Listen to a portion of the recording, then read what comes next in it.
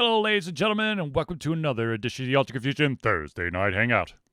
Thursday night, where the night comes every 7 days. Indeed. Ladies and gentlemen, I, of course, am your host, Charlie, and I'm joined once again by a prolific commenter himself and birthday boy, Zealeus. Whose birthday? I don't know what you're talking about. Zealeus' birthday. Happy birthday. I guess happy I'll birthday. drink to that. Happy birthday. I shall drink to your health in just a wee bit. Just a wee. You're not going to drink now? I'm so confused. I have to get through what I'm drinking right now, and then I could drink something else. Fair enough. All right, so ladies and gentlemen, this show is for you. We take your comments, topics, questions, and whatnot, and try our best to cover them with you during our weekly show. Now, if you didn't get a chance to submit your topics, questions, etc., you can always drop them into the chat, and we will try our best to cover it during the show or next week's show. But without further ado, ladies and gentlemen, let's get to the first story. Exactly how many dues do you have? Huh? You say without further ado, so like how many dues do you have? I have so many dues, it's insane. Okay, just trying to keep track. All right, so ladies and gentlemen, the first thing is let's talk a little bit about Comic-Con at home. At home. All right, so as many of you know, Comic-Con at home was that virtual convention that happened this past weekend. And of course, you know, it being like the first super duper, virtual fan convention, all eyes were on it. And there's quite a bit of concern over the results. Concern? Why is there concern? So basically, there's a bunch of social media statistics and stuff. I'm not going to try to bore you with all this stuff, but the number of tweets that mention Comic-Con this year in comparison to last year's in-person live convention was down 95%. That's actually a lot. So basically, over the 5 days of Comic-Con at home, there was just under 94,000 tweets, which if you were to compare that to the 2019 span of 5 days, it was 1.7 million. That's quite the difference. Now also, going further into the analytics here, tweets about the top 10 TV events were down 93%. Tweets about the top 5 movie panels were down 99%. And then when looking at the analytics for the average, the views for the panels, let's see here. It's basically about 15,000 per panel, which of course, in person, that would be a phenomenal number, because that would be like, I don't know very many convention centers that could hold a room of 15,000 individuals. It's basically a basketball auditorium. Yeah. That's a lot of people. Exactly. Yeah.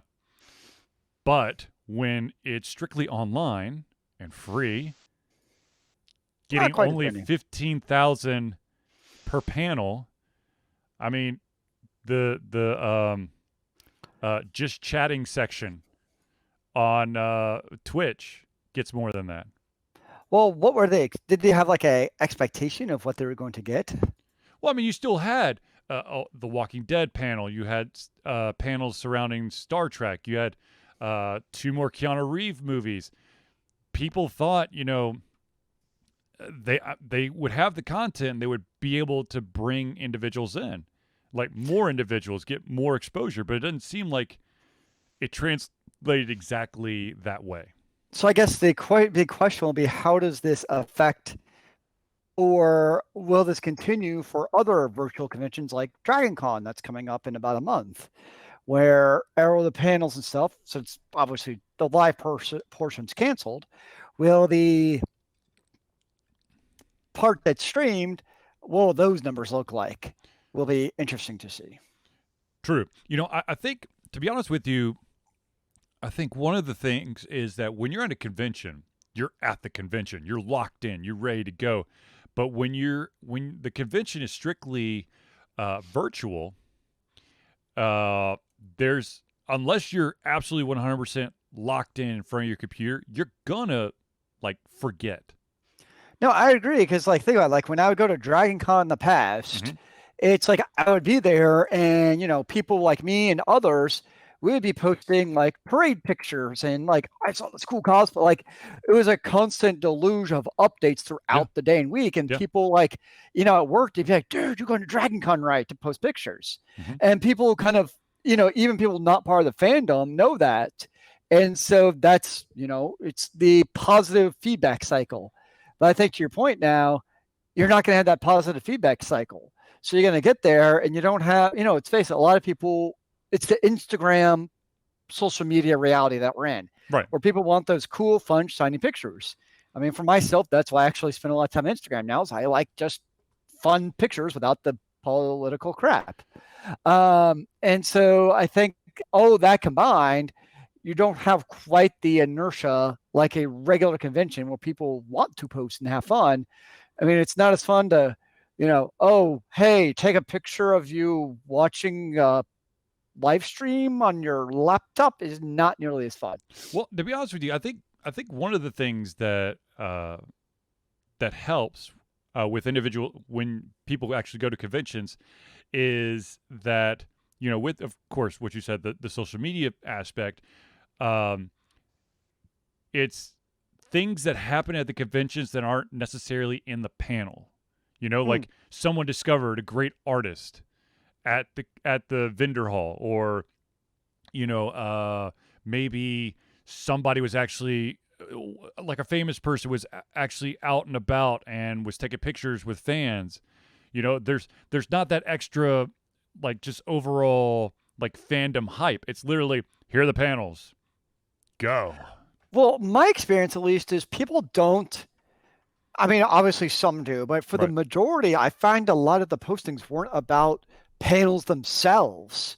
I think you make a good point where it's the peripheral, because panels one of those things, like unless you're actually at the panel, it's really not that interesting to basically tweet about.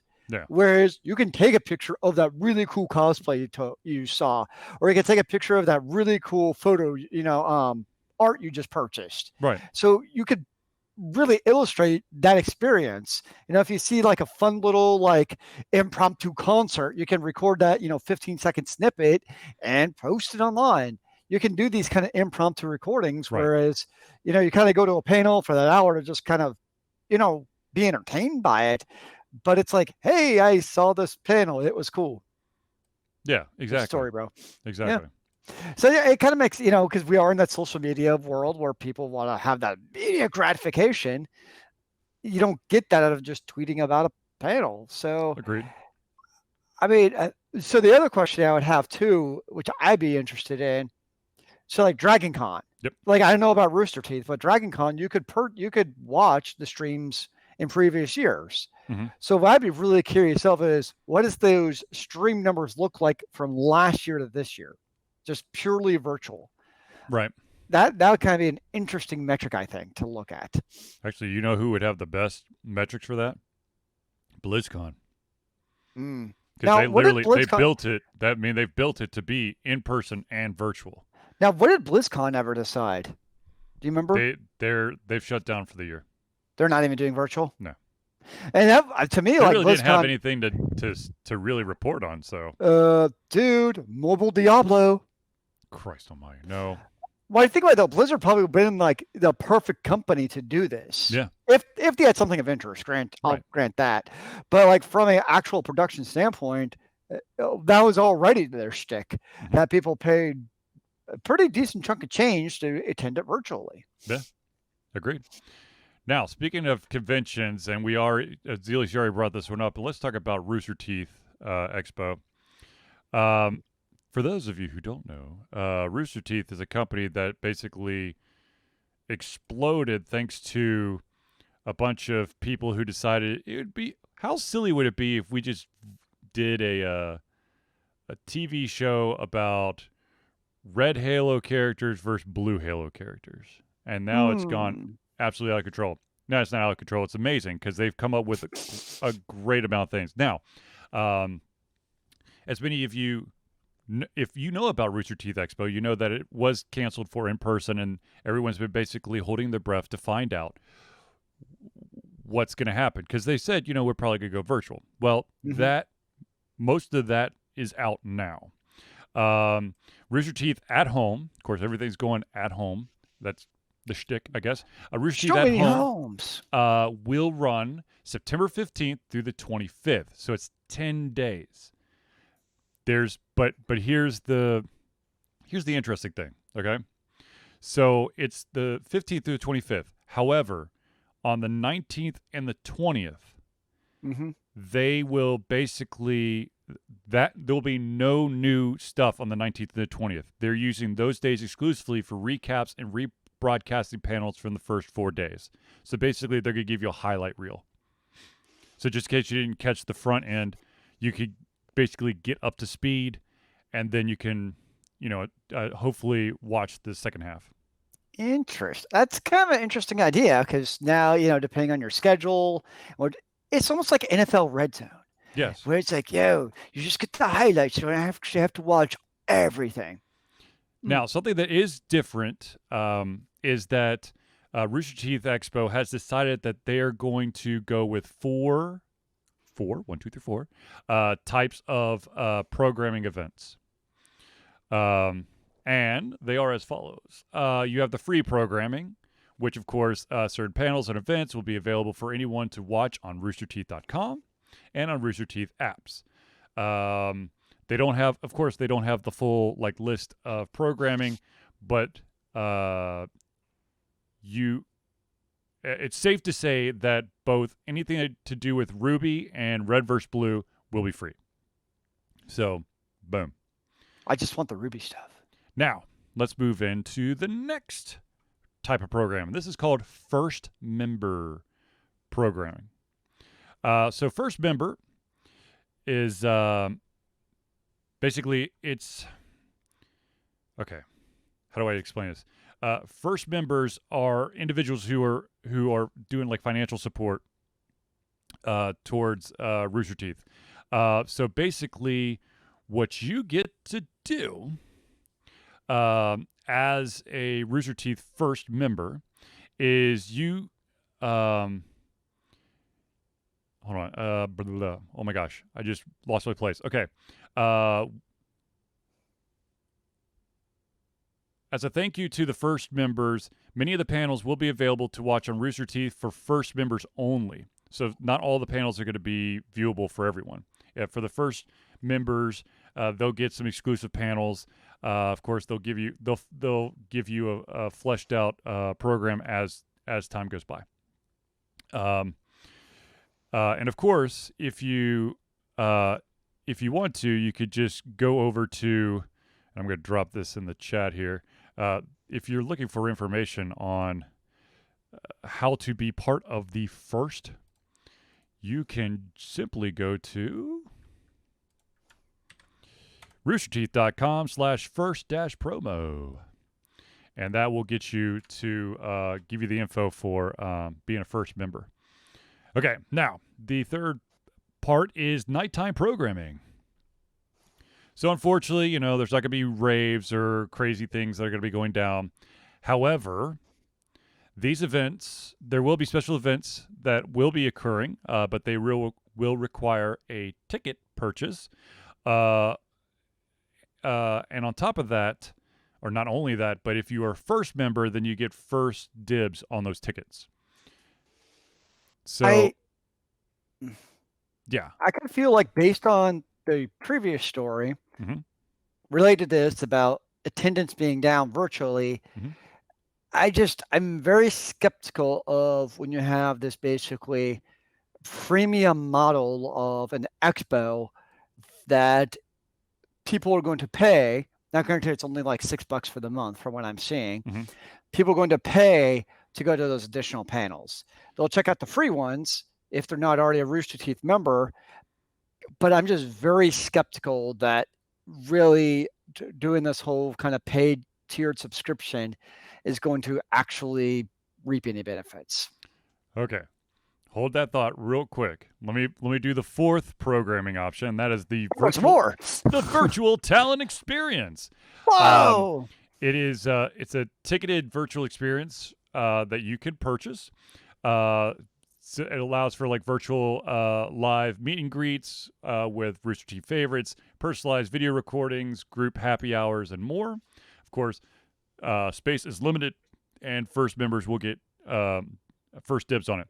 Okay, I totally see where you're coming from when it comes to this premium model. If you look at Comic-Con at home and you're seeing that basically everything is down, if it was in person, those numbers would be beautiful for the viewership. But when you're thinking about online, it's really down. The one thing that I have to say is, if you pay for something, there's a better chance that you're going to want to get the most out of it. So I wonder if Rooster Teeth can make those special pieces shiny enough that that will drive a higher attendance, and they'll actually make money back. Well, I guess, you probably have two different ways of looking at it. One is, do they basically bank on this paid tier basically being predominantly people who are already paying for it, so it's really a bone on top. Yeah. So is it going to be, let's just maybe say like a quick 15-minute intimate interview with, David Tennant, for instance, right? Versus the free model is because they want to drive people to their website in general. Maybe that's like the full-on hour and a half panel with David Tennant. Yeah. So maybe it's like the paid one, it's like a different, like, kind of intimate experience where, it's like, okay, you still get something here that's still really cool, but you just want that extra little something on the top, and it's almost more like throwing something to our already paid subscribers. Right. Oh, I mean, I wouldn't be surprised if the paid people might get like, exclusive first time like special release info. That makes sense to me. Yeah. I think it's if they drive like, the hour and a half regular David Tennant panel to the paid subscription. Yeah. I think that's where people are going to be like, I'm good. Yeah. That's his comment. So it'll be interesting. I mean, it's an interesting time to be trying out these experiments because everybody's kind of in the same boat of figuring out what the heck do we do to make this all work. Agreed. Yeah, and of course, as always, if you're looking for merchandise, it is available through the roosterteeth.com. I wish we'd known. I would have worn my Rooster Teeth shirt. Well, technically, it's my Ruby shirt. Oh, I love Ruby. It's so good. I'll go back and rewatch the whole damn thing from time to time. Anyways. But some of it's too damn depressing. I know. Speaking of TV shows, Netflix, of course, has just announced that they are going to create a prequel, a 6-part limited series prequel to The Witcher. The name is going to be called The Witcher: Blood Origin. It's basically going to give you the story of the very first of the Witchers. From the information that's been given out, it's going to take place about 1,200 years before the events of Garen, and excuse me, and it's set in an elven world that's largely been lost to history. It will focus on events that led to the worlds of humans, elves, and monsters coming together, although otherwise known as the Conjunction of the Spheres.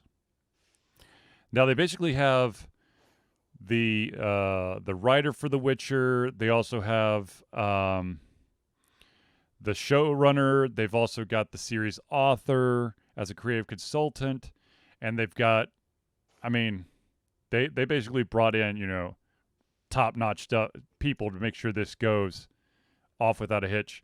So it'll be a very similar world-building experience because you have a lot of similar people. The flow would probably be much similar, but I swear to God, please don't do time jump unless you explicitly say that you're doing time jump. Well, I was going to ask, 1,200 years from which Gerald time jump are we talking about? From his birth. Okay. Wherever the hell that was. I mean, my big question about this is it going to be, which Netflix version are we going to get? Are we going to get the tendency of sometimes Netflix just throws poo at the wall and hope it's good, and it's basically let's hope we get subscribers out of this money grab, or is it high content material? Because it's a spinoff of a very successful series. I think that we're not looking at let's throw stuff at a wall and see what sticks. That being said, I'll watch it either way. I'm yeah. gonna watch the hell out of it. I'll watch it too. Excuse me. It's also one of the driving forces behind this was I believe it was the writer said the question has been burning in my mind ever since I first read the Witcher books. What was the elven world really like before the cataclysmic arrival of the humans? And so basically, he wanted to look into that. Now, that being said, there is something else that's coming. There's another Witcher spinoff in the works. Oh dear. There's also something called the Witcher Nightmare of the Wolf, which is an anime that will tell the story of Geralt's mentor,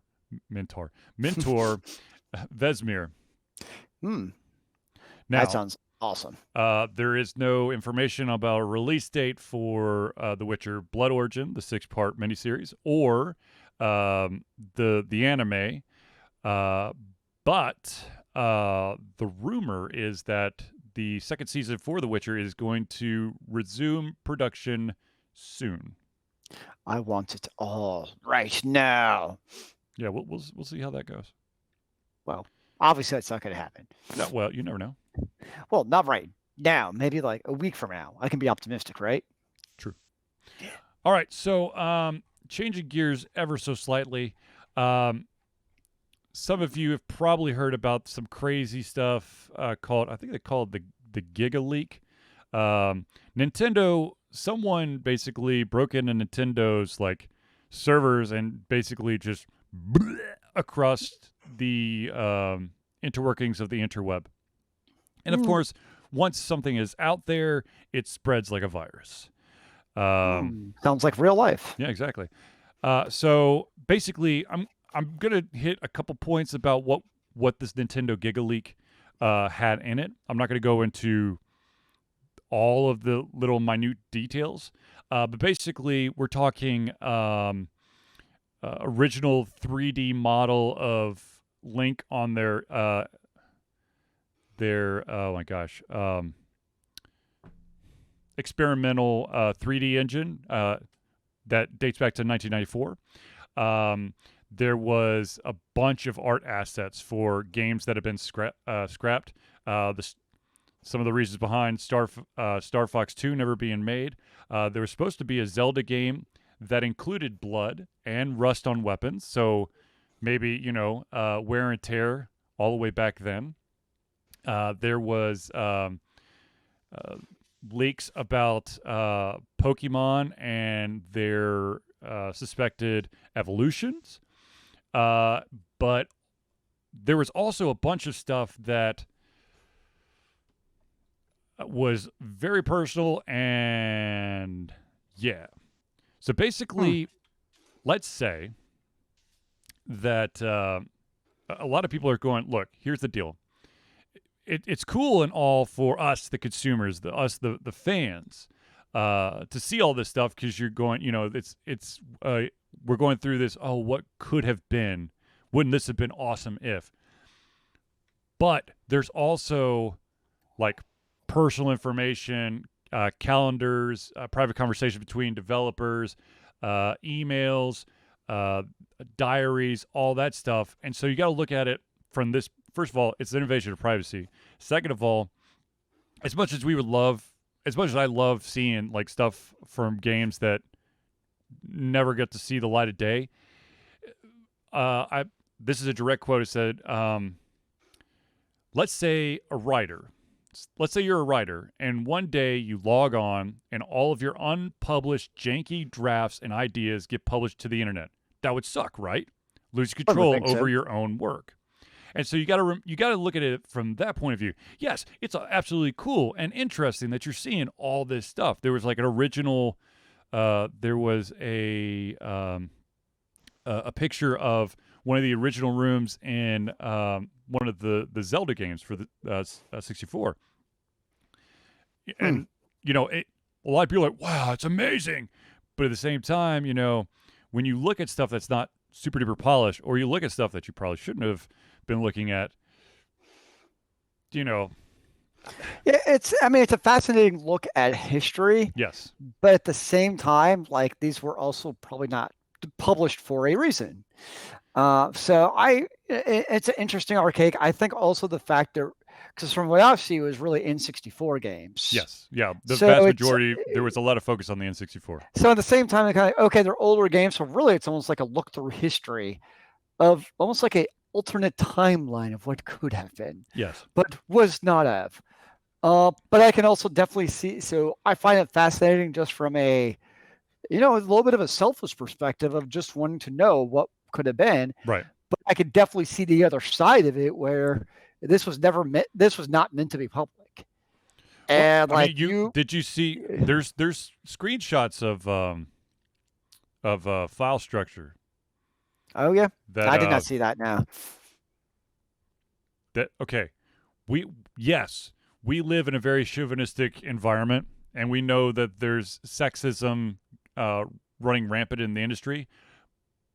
But dear God, that makes video game developers look even worse. What, this? Some of their file structures, the folder structures. I didn't see.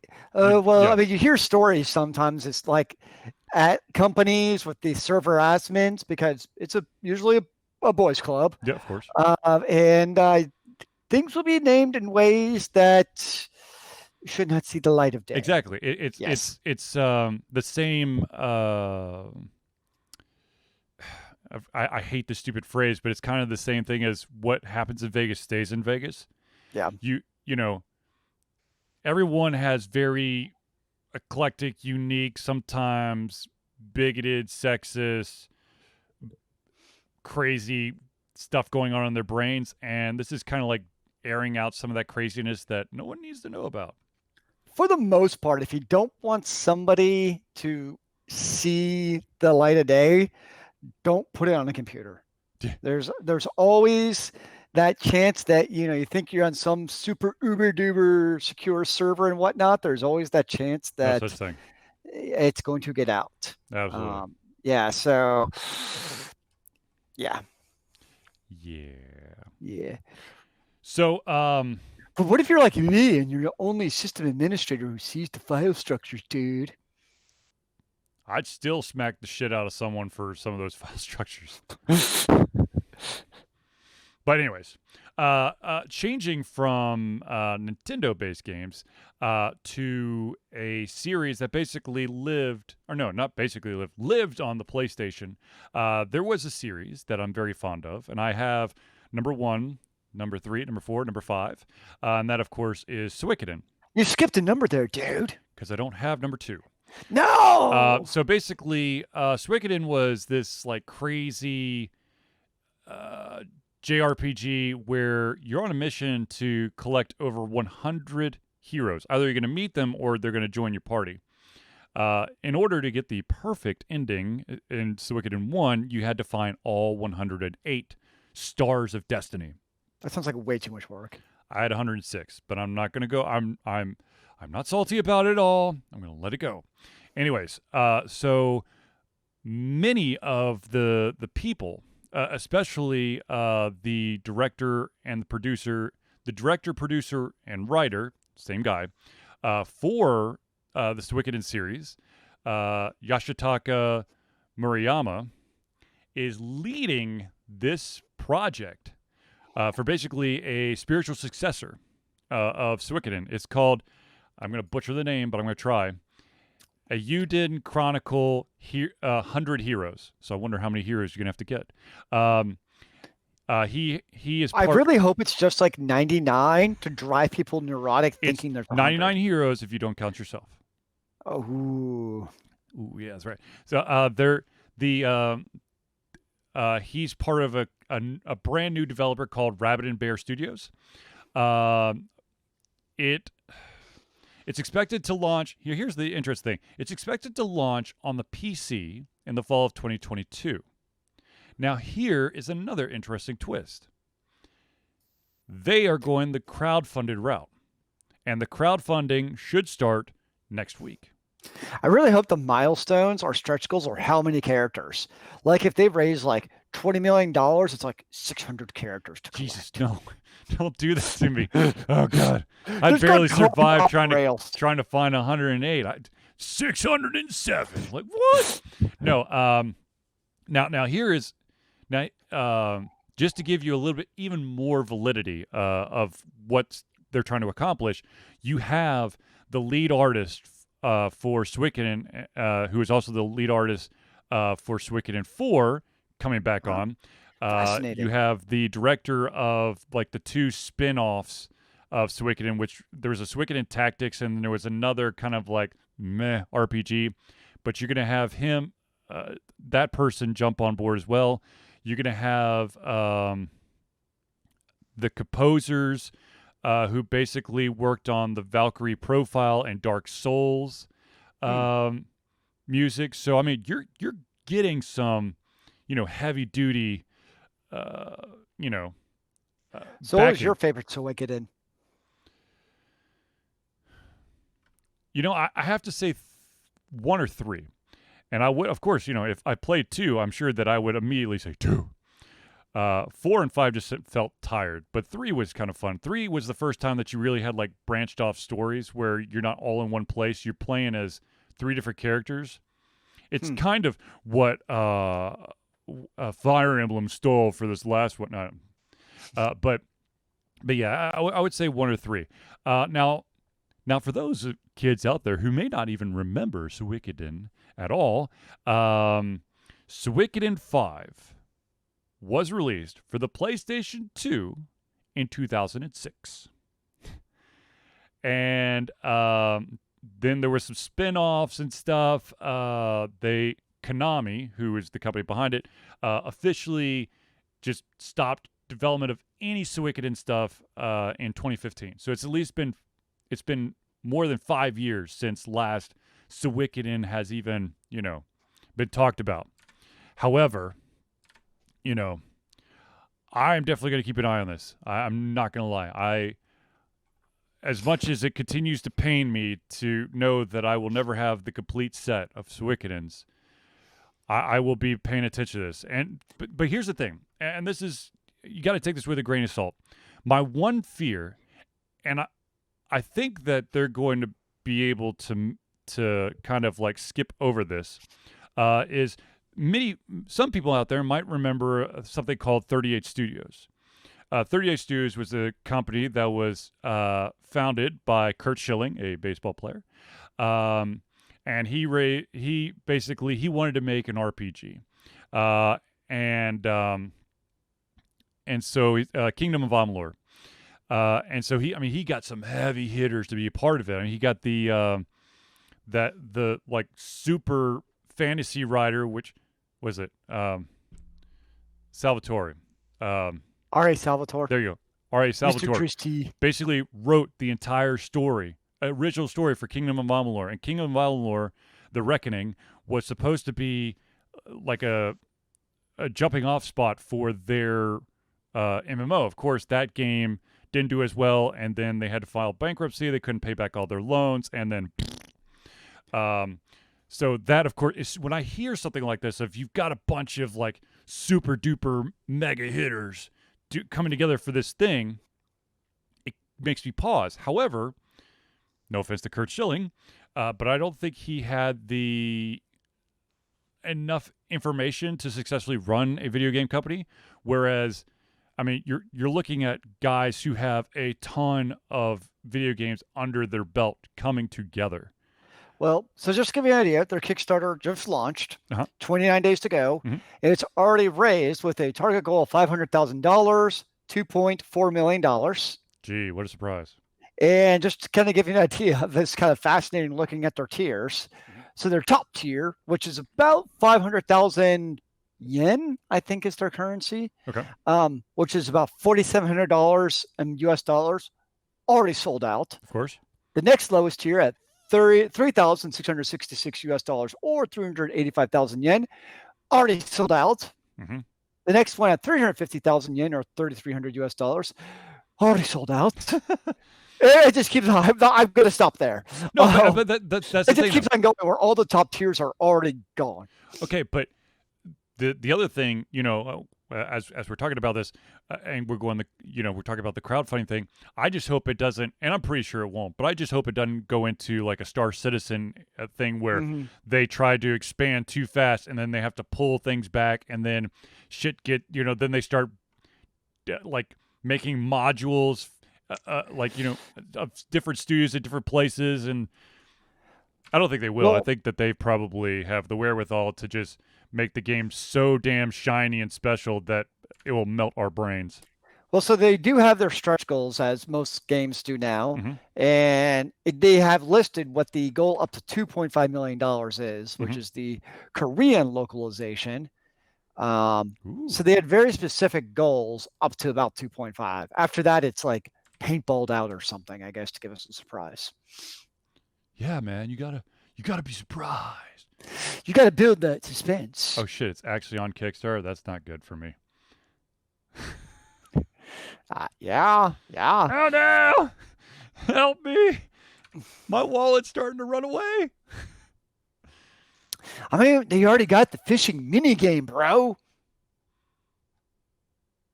Oh God! Stop looking at it, Charlie. Stop looking at it. Turn away. I can't help myself. No. So, anyways, I'm really excited about it. I hope I'll probably donate something to that game. I'm almost 100% sure. Now, speaking of gaming systems, which is kind of I'd still find it very interesting that they're going the PC route. I guess it's just easier to release on the PC than it is. Well, you never know when the game's going to come out, so it could potentially end up on like the PlayStation 5 or the Xbox Series X, but they probably don't have all that. Well, no, it's going to come out on the consoles. That's already been unlocked. Well, there you go. It started off as just a PC. Oh yeah. So to your point though, the original goal, consoles would not have been released. Right. But they released. So the $1 million stretch goal was for consoles. Well, now it doesn't say what consoles, so. Oh God, yep. Yep. You rebuild the fortress town. Oh God, that is Suikoden. Oh God, Charlie, get off the damn page. You actually build a fortress? You find in the first one you find, there's this kind of like abandoned fortress in the middle of a lake, and as you gain companions, you find them. They start basically rebuilding and cleaning out and expanding upon that fortress. So you could have like your shops and all other crazy stuff. You could get like special weapons and items because you have these, specialists and stuff. Awesome. Anyways. Okay. All right. Speaking of the PC and of consoles, I found something very interesting. Valve, of course, PC, the creators, I guess the owners of Steam, the digital video game platform, digital distribution platform. Valve's big boss, Gabe Newell, was asked recently which system does he think is going to be better, the Xbox Series X or the PlayStation 5? And without hesitation, Gabe Newell said, Xbox. Interesting. And when asked to elaborate on that, his response was, because it is. Because it is. Yep. And best reason ever. Okay, so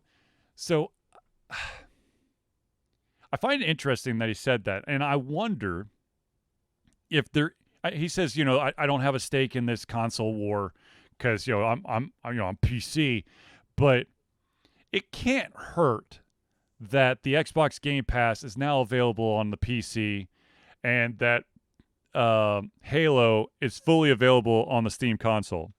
So, that's huge Microsoft push there. So I don't know. Well, I think from I guess it's kind of like the MVP award in sports, right? What is your definition of better? If you're looking at it from just a purely hardware perspective, like what is going to throw the most bits at my screen for maximum eyeball overload? Yes. The Xbox is technically superior, except for one small part. It is superior. So in theory, from everything you've read, the Xbox could potentially push more pixels. Yes. I actually have the statistics. Oh, you got statistics to back up the ideas. So, and Zealeus, I'm going to need your help when I say all this stuff, because sometimes it doesn't translate well out of my brain here. But okay, let's start with the play. We'll do side-by-side comparison of the PlayStation 5 versus the Xbox Series X when it comes to CPU. Okay. PlayStation 5 has an AMD Zen 2 up to 3.5 gigahertz frequency. Cool. And then Xbox Series X will also have the AMD Zen 2, but at 3.8 gigahertz frequency.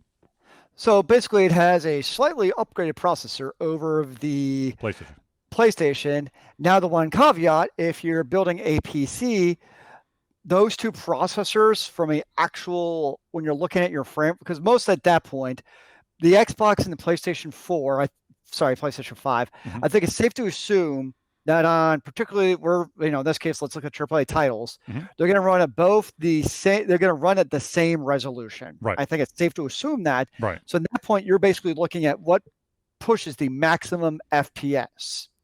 Now, the big question is previous consoles, those were basically capped at 60 FPS. So there came a certain point where it didn't matter. Right.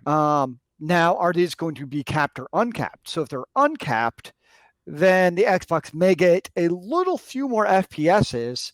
But if they're capped at 60, I don't think you actually see a single difference. Now, the other caveat too is when you're building a PC, your bottleneck at that level of CPU, it's really your graphics processor, not your CPU anymore. And let's talk about the graphics processor, shall we? The PlayStation 5 will have a 10.3 teraflop AMD Radeon up to 2.23 gigahertz frequency. That's a lot of flops. But the Xbox Series X will have a 12 teraflop AMD custom GPU with 1.825 gigahertz frequency. Damn. Again, it's what are you going to actually see as a difference? It might be one of those things where potentially if you put the Xbox and the PlayStation 5 literally right next to each other, you might notice like a few frame rate better for the Xbox, potentially. The reality is, for the most part, I don't think gamers are going to actually notice a difference between the two consoles. Unless you just have a hard-on for one or the other. You'd be like, look at that 3 pixels that are not where they're supposed to be.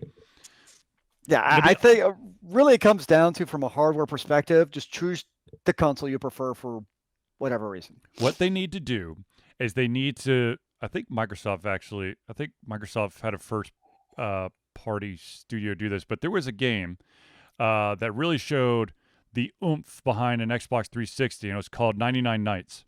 And it's literally just a shit ton of enemies just running onto the screen from all angles, and if your game could take it, you keep, So just find, create a game that just throws as many enemies as possible and have it play on the PlayStation 5 and the Xbox X and see if anyone could tell the difference. Well, I think one of the bigger differences you're seeing, though, too, is also the marketing strategy between Microsoft and Sony. Microsoft is very much into what's called the holistic approach. Right. Where they're all about the gaming pass that works on the Xbox and your PC, and it does like everything, right? Whereas the PlayStation 5 is like, dude, we have the gaming console. Well, I mean, Boom. to be honest with you, the Microsoft, they've been trying to get this all under one umbrella thing going for a while, but when the Windows Phone just went, True. it kind of, threw a monkey wrench at things. So I'm not, the fortunate or unfortunate thing is that when it comes to international sales, PlayStation 5 is going to blow Xbox Series X out of the water because Microsoft cannot keep up with PlayStation when it goes international. They may be able to hold their own in the U.S., but when you go to like Japan, there's like I don't know 500 PlayStation 5s to like 20 Series X's. But the big winner in all of this is AMD. Hell yeah! Holy crap! I mean, they are absolutely annihilating Intel right now. Yeah. I mean, they're not on any console or anything. It's kind of brutal, actually. Yeah, they basically boxed them out. So they have both have 12 gigs of memory. Yep. And then the PlayStation 5 has 825 gigabytes of storage, and the Xbox Series X will have 1 terabyte. So just an itty-bitty, increase in the hard drive. And then, of course, as Zealeus has stated, when it comes to games, you're probably not, because a lot of the games are going to be on both, with both systems basically playing to all of the developers, both systems are going to support 4K and 8K TVs. Dude! And it is set for the holidays of 2020. Indeed. Were you in the esports gateway stream last night? Or tonight? I was definitely not, sir. It is his birthday, though, so you should just say, happy birthday. But let me do the shout-outs. Oh, this is going to be a fun one to edit. Is it even possible with your... Yeah. The stream, the recording never stopped, so it should be fine. I think. We'll find out. Who knows? All right, so ladies and gentlemen, I do want to give, to say real quick some shout-outs to those who help and support Altered Confusion. So, without further ado, ladies and gentlemen, I want to tell you about something called the Indie Cluster. The Indie Cluster is an organization of independent game developers that want to gain exposure by being involved in the community. They collectively journey to popular conferences as a traveling booth to help gain attention for their games. They make partnerships in local communities to bring games to the mainstream mindset. They highlight local, unusual, and rare concepts to challenge the paradigm of the common. They also host events to teach kids and minority groups about game development to hopefully one day enter the industry themselves. Ron Jones, an amazing effing guy. Definitely check him out if you're interested. The next shout out, of course, has to go to Hero Chiropractic. Hero Chiropractic is a unique healthcare practice set up by Ryan Moore, the company's focus to elevate a patient's experience of freedom, creative expression, and joy. They believe that everyone can be a hero and has incredible heroic potential inside themselves waiting to be unleashed. Hero Chiropractic focuses on mobile chiropractic care in the greater Atlanta area. They are committed to healing clients by creating a plan of action uniquely suited for each person. They make that plan of action as convenient and affordable as possible, and most importantly, suited to your individual needs. Now, Indeed. The next shout out, of course, has to go to our favorite stopping ground. That, of course, is Battle and Brew. Which we need to go to, man. Which it is open now, sort of. I don't know if it's fully open, but you could definitely do the curbside. Curbside. Again. Yep. So Battle and Brew is Atlanta's first and oldest gaming bar and restaurant. Opened in 2005, Battle and Brew had a very modest menu, a few beer taps, and focused heavily on gaming. It was also right next door to a laundry place that if you parked, the guy literally lived off of having cars towed that were parked in his spots illegally. Anyways, fun story. Now they have grown to encompass so much more. They pioneered geek trivia in Atlanta and remain the hardest trivia in town. They have upgraded the menu from only a few items to all your bar favorites and some soon-to-be favorites. They've expanded the gaming and keep everything top line. They've taken our great place and made it your great place. Yeah. A place where the staff listens to your desires and suggestions. A place where you and your friends feel like you're at home. A place where everyone knows your game. For those interested, I believe trivia is Wednesday nights? And they're doing Honestly, it through Twitch. I don't know anymore. I think it's been Wednesday so long. nights. Now, the last shout out that I do want to do is, of course, Nerdburger. Nerdburger Games. Actually, there's a Nerdburger Con that's going to be happening in a couple weeks. Nerdburger, of course, is the game design. Let's say Nerdburger Games is the game design imprint of award-winning RPG designer Craig Campbell. Craig has done a whole bunch of RPG design freelancing in the past. Several years ago, he dove into designing his own RPG. Now, Nerdburger Games has multiple RPGs and is showing no signs of stopping. Nerdburger Games endeavors to create games that explore corners of the RPG landscape that haven't been explored, or haven't been explored very often. These games forgo dense gaming mechanics in favor of lighter rule sets that allow players to focus on telling fun, engaging, memorable stories. Now, the three big ones are Capers, Die Laughing, and Merchant Acquisitions. But there is a new one that the Kickstarter is going to be starting really, really soon. I think it's like Strong Hands. And also, for those out there who are going to be attending Nerdburger Con, I do want to point out that there's going to be some exclusive limited edition stuff that's going to go down for those who attend. So sign up today because it's free. And then just sign up for a slot at one of the things. It's basically a bunch of virtual tabletop. And it's all free. There's no weird paid subscriptions or anything. Yep, there's not Rooster Teeth. It's not like, well, if you were this guy who paid this much, then you get first dibs. It's first come, first serve. So now, of course, since we've done that, let's do a little bit of our own housekeeping. And we've got just a couple things that we would like to tell you about. The first is, ladies and gentlemen, for the 9th year straight, Altered Confusion will be participating in Extra Life. Extra Life is gamers doing what they do best to help sick and injured children at their chosen Children's Miracle Network hospital. Altered Confusion has always supported the Children's Healthcare Atlanta. The money that we raise through Extra Life will go directly to our Children's Miracle Network Hospital's unrestricted funds. This means that the hospital decides where and how to spend the money to ensure the dollars you raise make the biggest impact in the lives of the kids they treat. I personally have spent a lot of time at Children's Healthcare Atlanta. My Healthcare of Atlanta. My kids have. My sisters have. So I give back to them as much as possible. For those of you who don't know, Nerdburger, Extra Life is a 24-hour game-a-thon. That happens in November. And for the 9th year straight, I will be attempting to do all 24 hours. That's a lot of hours, man. Indeed. Now, going from one donation for a good cause, let's talk about another good cause, and that, of course, is Altered Confusion. Altered Confusion has a Patreon that allows for you, the fans, to become active participants in the work we love to do. And to do this, we basically offer you a monthly membership. The membership will give you access to exclusive content, community, and insight into our creative process. In exchange, of course, we are able to keep the lights on, literally, help pay for convention fees, update equipment, and so much more. Basically, there are 2 tiers currently in effect. The first one is $1, and that basically, if you could donate any amount of money, that's amazing.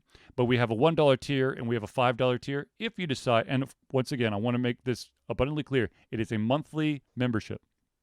If you decide to donate over $5, please make me aware that you are doing that. Because if you're going to donate more than $5 a month, I want to make sure that you get your money's worth. I'm blown away that you want to donate more money than the tiers, but if you're going to do so, I want you to actually get something special.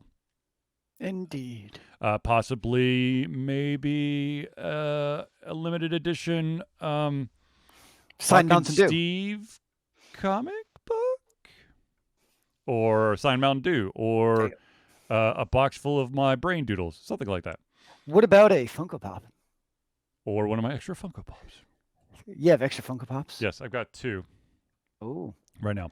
Oh, speaking of Funko Pops,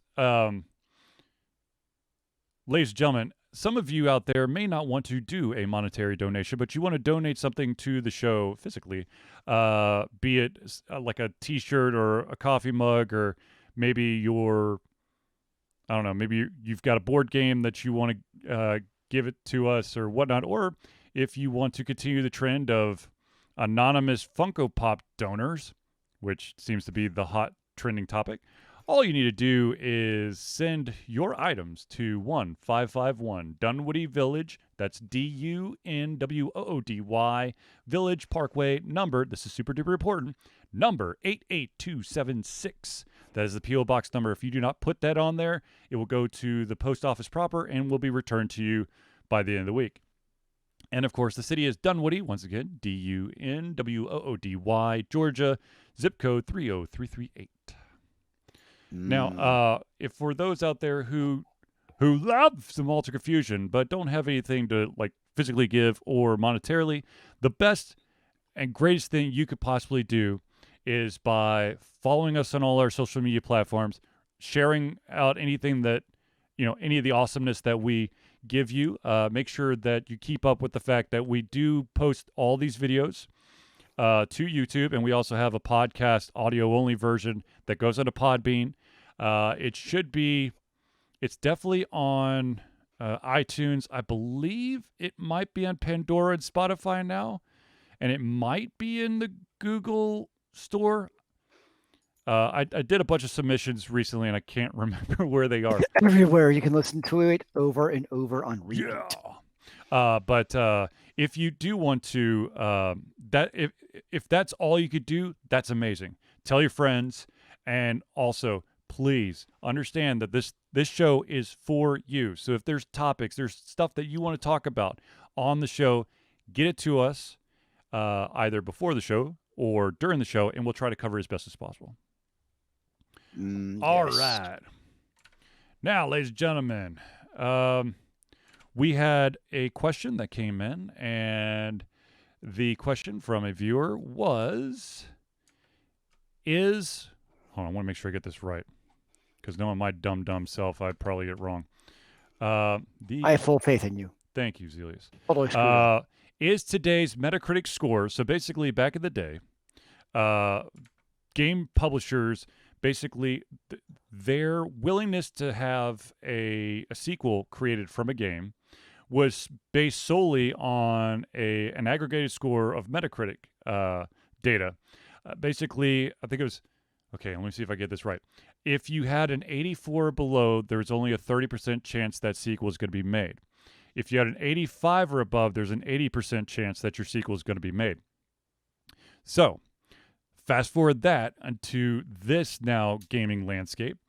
Do you think that view or that way of processing stuff is now being replaced by the amount of views unique views the game gets via the streaming platforms? I definitely think it makes a huge impact. Yeah. As far as streaming now, we kind of talked a little bit about this last week with the popularity of streaming with games. And I would definitely say the popularity, I think, especially look at the younger generations, they may not even know Metacritic exists. True. I mean, for our generation, I think that was, love it or hate it. That was kind of one of the go-to spots to look for, not just scores, but also people's reviews of games. And you just kind of see if people even thought about the game, kind of just a aggregator of everything. But now it's a lot of people, people are so into all of the online games, the battle arena games, the FPS games, the card games, all the games. So I guess the question is it even worth going to read a review that somebody else wrote about how the game works versus if you can just go watch somebody play the game? True. And now you actually see oh, this is how it actually works. So Zealeus kind of alluded to this before. I've been kind of on the side randomly keeping track of like popularity of games on Twitch, and I've randomly done like a kind of like a catch of the top 20 21 times. And out of those 21 times, there are 10 titles that have been on that list every single time.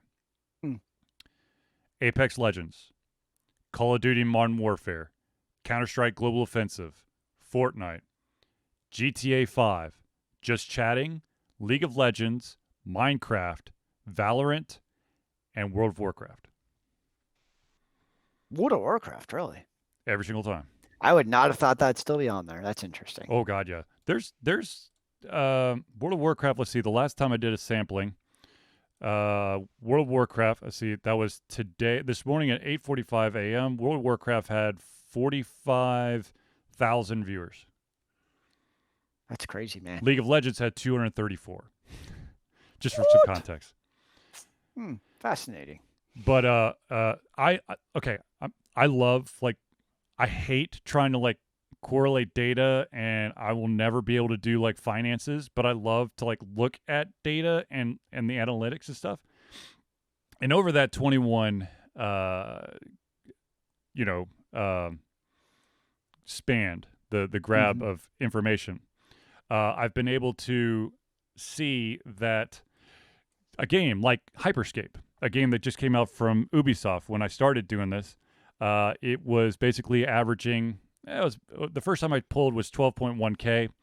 The last couple times I've pulled is just about 2K. So, It's a little bit of a difference, sir. Yeah. You look at, but the thing is, Hyperscape hadn't been out for that long. Then you look at a game like Smite, which of course has always been a personal favorite of mine, simply because it's created here in Atlanta or Alpharetta. Smite, over that 21 span, is averaging about 6.8 thousand viewers, which isn't bad. I mean, it's not like super duper awesome, but at the same time, it's consistent and it's stayed there. Paladins, on the other hand, is like 1.3 thousand. And I don't want to talk Smite about is still Realm one of the games Reborn. when people talk about MOBAs, it gets usually thrown somewhere in the group, like we're just talking generically about them. Yeah, whereas I don't think like League of Legends, Dota 2, Heroes of the Storm. Is Heroes of the Storm? Yes, it's I mean, still I out know there. it's still around, but I have no idea if it's even. I don't think it's just. I don't think they have any like competitive. Well, they took it out of the college competitiveness. I think they changed like the whole thing. So I'm not exactly sure if they've got an esports thing going. Oh, dang it! Now I remember what the other thing. Okay, so, anyways, to continue the discussion of the question that was asked by the viewer, I too believe that that the number of unique viewers over a span of time is definitely a big indicator on if you're going to get a follow-up title, or hell, at this point, if the company's going to be able to release another title, period. I mean, the cost of games is astronomical, and then you're talking about a game that you have to constantly update and not fuck up, because if you do, people will make you pay. So I was kidding. Have you tried out Rogue Company yet from your favorite developer? No, I have not tried out Rogue Company, but I've noticed that it has popped up quite a few times. There's another game that's popped up the last couple times, and that game is called Grounded. I don't know that one. I don't know it either, but there's it's interesting to see the ebb and flow of where games go. But if you want to talk about the four dominating games that are always like in the top 10, it's, well, okay, I'm going to take Just Chatting out because that's chatting. But you're always going to be looking at like Fortnite, League of Legends, Valorant, and Call of Duty Modern Warfare, GTA 5, and most of the time Counter-Strike. So I mean, those are games. The Mayo is here. You've played Rogue? What do you think about Rogue Company, Mayo? Grounded is a crafting survival like Honey, I Shrunk the Kids. I Interesting. didn't know Honey, I Shrunk the Kids was a crafting survival game. Dude, come on. They get shrunk and then they have to craft and survive all the way through the backyard. Fair enough. But I'm also curious about Rogue and your thoughts of the game. I personally have not even looked at it, to be honest with you. I have had somewhat of an addiction that I cannot seem to get rid of, and that is I've been playing a ton of Legend of Runeterra. Still? Yes, I'm still playing the crap out of it.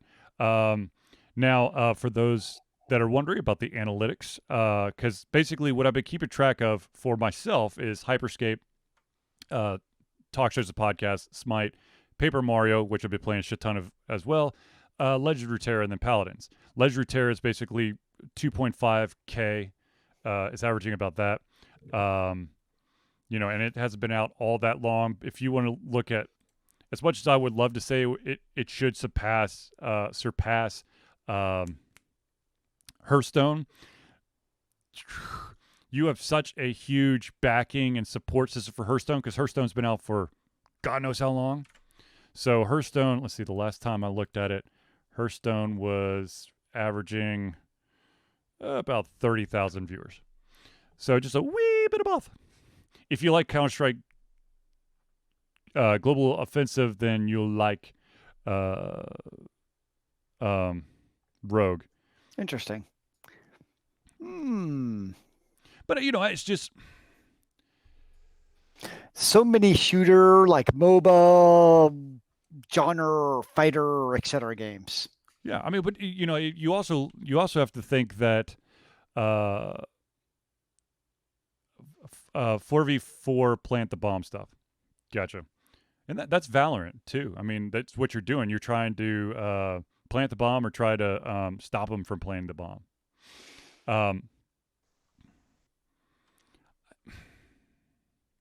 The thing is, the one thing that you have to take into consideration when you look at all these games, you look at all the viewer stats, and this is why I've been looking at them over time, is you also have to, you also have skills, right? Is that every shiny new thing is going to have a huge, if it's big enough and it's got enough momentum, you're going to have a lot of people looking at it.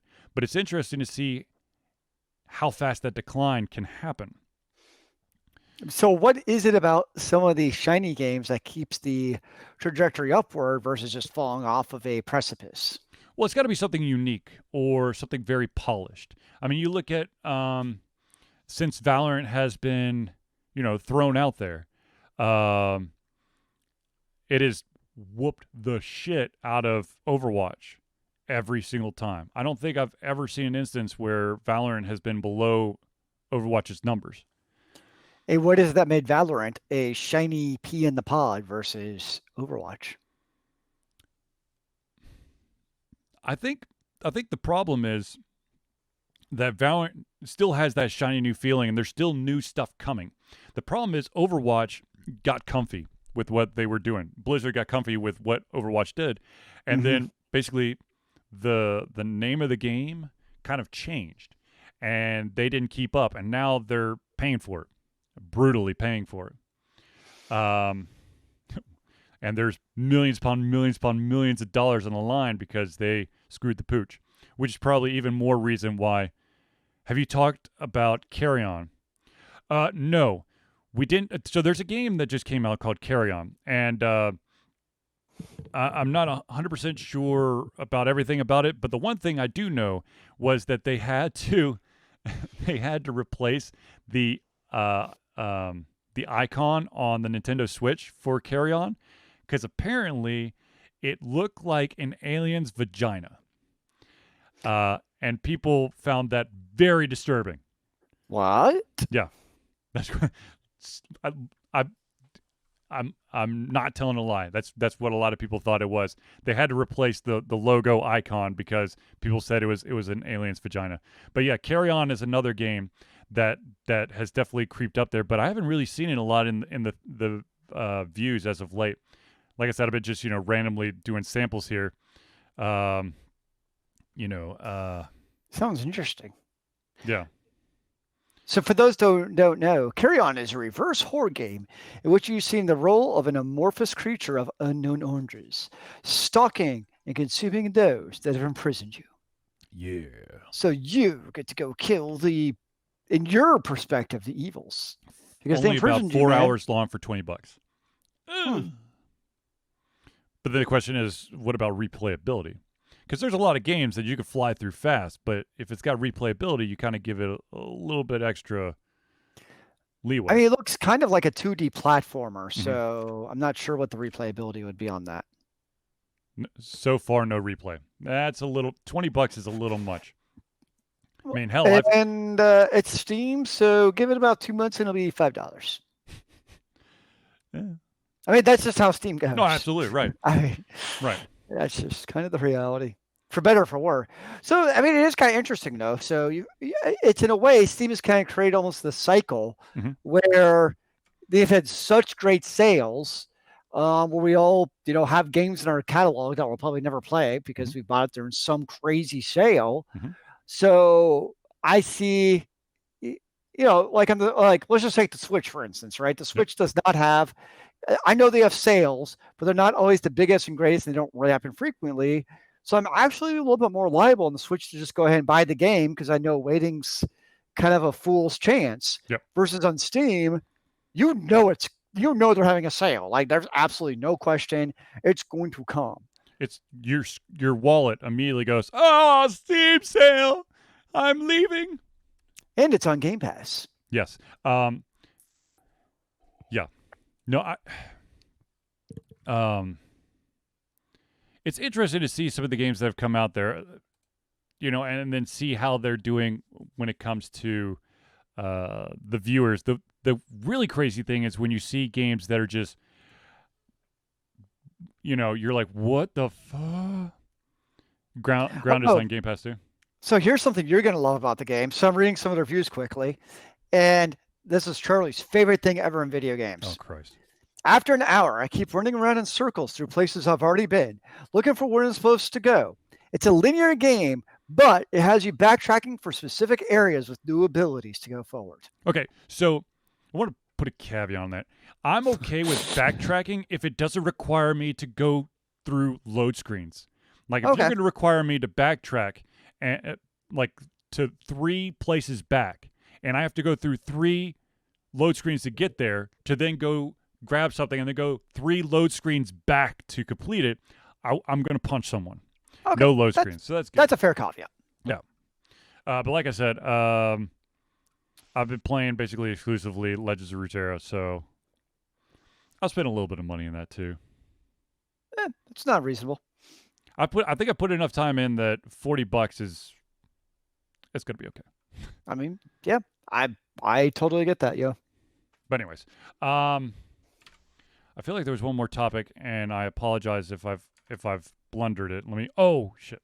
There's always next week. Let's talk about this real quick, and then we'll wrap up. Because I do want to touch on this, and that was one of the biggest streamers, most popular streamers, is a gentleman by the name of Ninja, and he had some interesting things to say about a recent interview that crazy loud man Joe Rogan said regarding video games. So basically, Rogan said video games are a real problem. You know why? Because they're fucking fun. You do them, they're real exciting, but you don't get anywhere. Rogan went on to argue that a child could either spend their time working towards gaining skills to create a business, or they could spend the years playing video games instead. Now, that's called stereotyping. And no. And I love what Ninja basically said in response. It sounds like he's talking about the top 1% of like the very odd or one-off chance that you're going to be a professional player, an esports player, and a successful one at that. I mean, you could be a professional esports player and be on a tier 2, tier 3 organization, which is not maybe paying you the most. And obviously, if you're not winning and being paid a lot, you're not a big streamer, then you're not really making any money. Ninja went on to state that he doesn't believe Rogan understands the multiple avenues gamers are able to take in the industry to make an income. Continued to say that just because a player lacks the skill level, it does not mean that they can't find a career in gaming. Look at us, man. Rogan is a gamer, and I agree. The thing is, Rogan's looking at it from, well, I'm an adult and I'm gaming, but you got all these young kids who are basically being sit in front of a computer and they're playing games. Yeah, they're fucking fun, but you should be out there learning skills and stuff. Yes, but at the same time, it's like everything else in moderation. It's probably not good for a kid to sit there for 4 hours a night to play video games. I don't think that's an unreasonable expectation. A little bit's relaxed, nothing wrong with that. Well, by the same token, probably practicing MMA for 4 hours a night is probably also not good for growth either. So it's just like everything else you do in life. Well, okay. Don't overdo it and moderate. Don't overdo it. Moderate. When it comes to moderate, make sure that you understand your limitations. It's like anything you do. I, once upon a time, was a very active cross-country runner. I like to run. It didn't mean that I was going to run 30 miles a day. But maybe that was your problem. Well, it's not like the way that the way that he came off was like, well, once you start playing video games, you could play them forever. You're not gonna be able to do anything else. It's not that. It's moderation. The other thing is when you, as Ninja stated, if you're going to become an esports, it's very hard to become an esports pro. And just like any other sport or activity, you can probably figure out if you're going to be able to make it or not after a good amount of time. I love basketball. I love the shit out of basketball. I know that I will never, ever play in the NBA. And I understand that. And I think that, being able to understand that is beautiful. And I think a lot of people have that ability if given the chance. You just got to dream, man. Got to dream, man. Got to dream big. But anyways, yes, I believe we now have covered all the topics, so I do not feel bad, hopefully. But anyways, ladies and gentlemen, I just want to shout out one more time that this is a show that we do every single Thursday night at 8 p.m. Eastern Standard Time. 7 o'clock Central Time. And we do it for about an hour and a half, an hour, 15 minutes, hour and a half. This show is literally the topics and the discussions you want to have. So please, what about the topics you don't want to have? That'd be really hard to guess on what you don't have or don't want to talk about. Okay. I'm sure I could come up with some shit. I mean, don't get me wrong. I can come up with some stuff, but the fact of the matter is, what I might think is weird to talk about, there's going to be people out there like, oh, I do really want to talk about that. So I'm not going to go there. But anyways, ladies and gentlemen, I want to thank everyone for tuning into the Altered Confusion Thursday Night Hangout. Before I go any further, once again, happy birthday, Zealeus! All right, ladies and gentlemen, for myself, Charlie, and Zealeus, it's been a pleasure giving you everything on our heads.